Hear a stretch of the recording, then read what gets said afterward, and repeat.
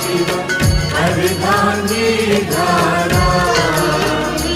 ओम जय शिव ओंकारा। एकानन चतुरानन जाई के जनकपुर में धानु